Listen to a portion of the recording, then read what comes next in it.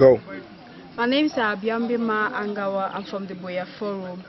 Okay, I want to testify about God's goodness in my life and His mercies over me. At first, when I was of the world, there were so many things happening in my life, and when I came to ASOM, God had to put my life into order and make me realize who I was in Him.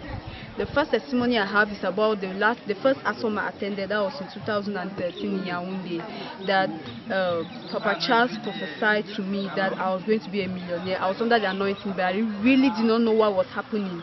But in the course of the year, I realized that his prophecy came to pass in my life.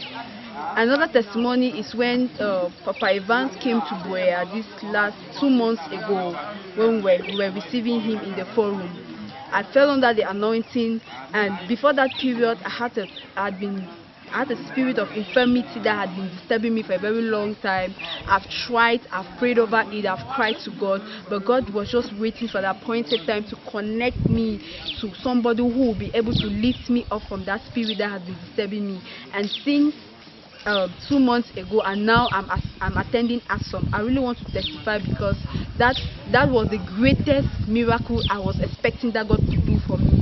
And so a few days ago, while we were in the hall, Papa, they were praying, I had some rashes on my chest, and I just took a message that Papa Evans gave, that even if you have a pimple on your face that you don't like it, you can still say it that you can still say it with your mouth that you don't want it, and that pimple will go away. So I had these rashes on my chest that I had been there for 6 months. I spoke to myself that I don't want to see them anymore.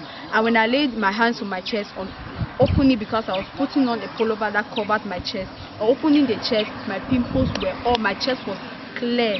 And I just want to give God the glory, because He has really saved my life. If not of Him, then I wouldn't have been what I am today. Alright, so for those viewing, I'm zooming on her chest now. You can see it's all clear. No mark, no trace, no pimple. That is what God can do. We give God all the glory.